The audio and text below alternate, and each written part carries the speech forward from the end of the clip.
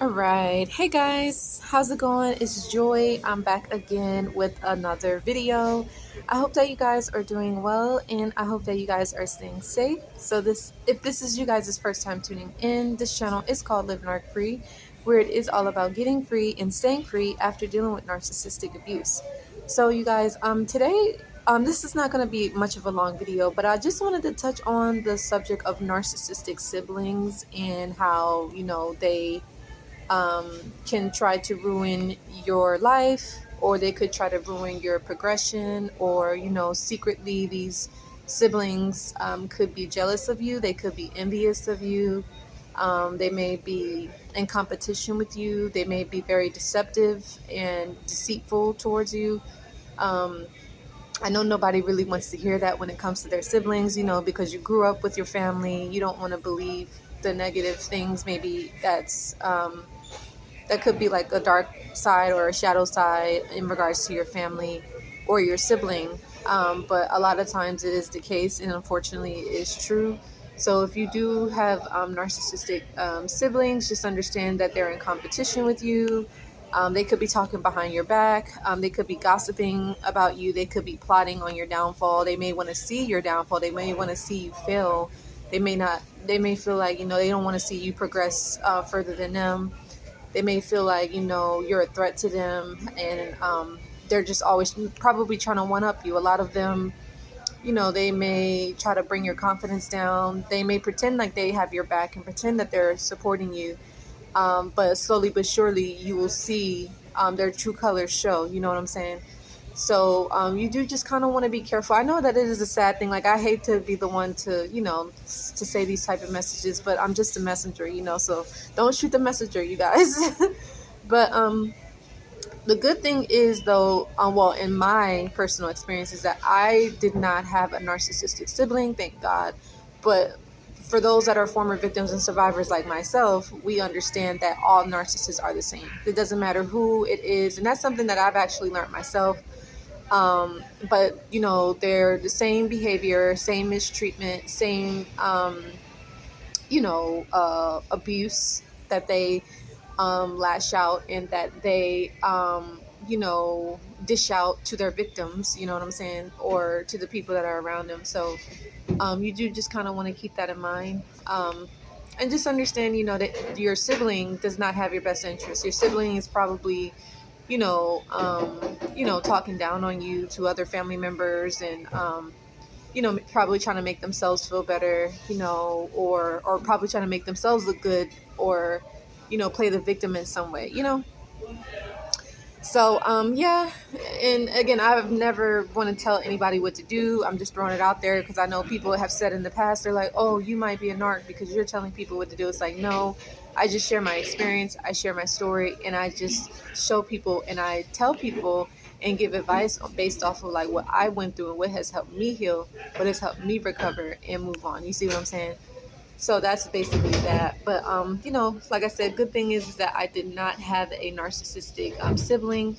But I definitely will say that I had a narcissistic aunt, male narc, borderline personality disorder person that I met. And then later on in my journey, there was a person, I was in a connection with, and their parent was a narc.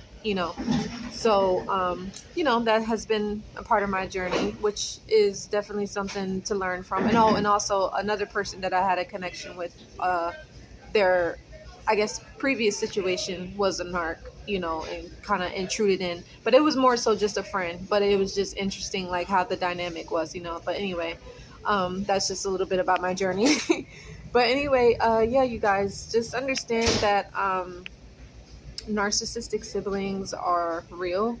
You could definitely tell the difference between, yourself and your narcissistic sibling. A lot of times that narc sibling could be the hero child. For those of you that may know or may not know, there's a family system dynamic, meaning there's like a family cult if you're in a narcissistic family household. So there's, the matriarch, patriarch, there's you could be like the scapegoat, you could be the lost sheep or the black sheep of the family, you might be the lost one, or you might be the golden child, or the hero. You know, what is, yeah, I said the golden child, the scapegoat, and stuff like that. So those are the roles that kind of come with the, um, the narcissistic family cult, So a lot of times your narcissistic sibling is probably the golden child, or the one that people look up to, or the one that's always getting praised, the ones that is always like, oh, look at me, and then like when you, on the other hand, you might be the scapegoat, and you may be telling this your sibling, you might just want to like, vent, or you may just want someone to talk to you, or you just want to feel validated or supported.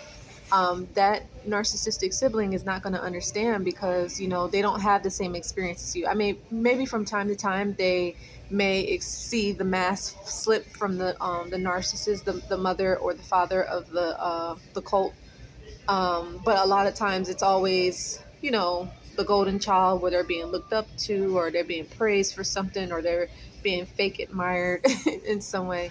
So you do just want to kind of keep that in mind. Again, I'm not telling anybody what to do, but if you're dealing with a narcissistic sibling, just understand you just might have to remove yourself slowly but surely from the situation, because again, that narcissistic sibling is against you. Like, they're not for you. They don't support you. They don't love you.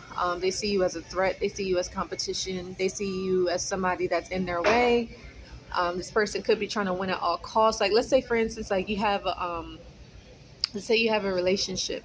Maybe you just started a relationship, and maybe the sibling is pretending like, oh, they like your person, or they're pretending like they support you, or pretending that all is well. But you have to understand, behind closed doors, that narcissistic sibling is probably plotting on the ending of that relationship. That narcissistic sibling could be trying to come in between you and your relationship, maybe telling you one thing, telling your partner something else. Just could be trying to start up gossip and drama, and maybe trying to tell you things that's not for your best interest. You know what I'm saying? Like, if, like, let's say you come to them because you trust them and you console and confide in them, they're going to give you bad advice, and it's just because, they don't care about you. They're narcissistic. They only care about themselves. They only care about the supply that you can give them. And a lot of times in narcissistic cults, it's a family dynamic where a lot of the people in the dynamic are all doing the same thing. And a lot of times they're feeding that patriarch or the matriarch of the family. And so everybody is constantly giving attention and admiration and praise to that narcissistic mother or father.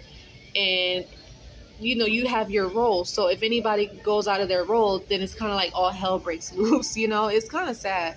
So like, if you're the scapegoat and that's what you're used to being that, or that's what you have been this far, the family cult doesn't want you to change, because who's going to be the scapegoat now? You know what I'm saying? So it's going to trickle down. Or it's like, who's going to be the hero now? Or who's going to be the the lost child? Or who's going to be the the hero? So you just want to keep that in mind. The only thing I could say, just to break free as soon as you can, keep your distance and keep things, have your boundaries, keep things private if necessary. You might have to be independent for a while. Breaking free from the codependency is a big thing for a lot of us former victims and survivors. Trust me, I know, because it definitely was a struggle for me, right? And I have more videos that I want to talk to you guys about, though. But yeah, just understand, you're not alone. There are many people out there dealing with narcissistic siblings, narcissistic mother-in-laws, narcissistic parents, narcissistic partners. They are out there, you guys. They're not going anywhere, just like us normal people are not going anywhere. So you just want to keep that in mind. But just be mindful.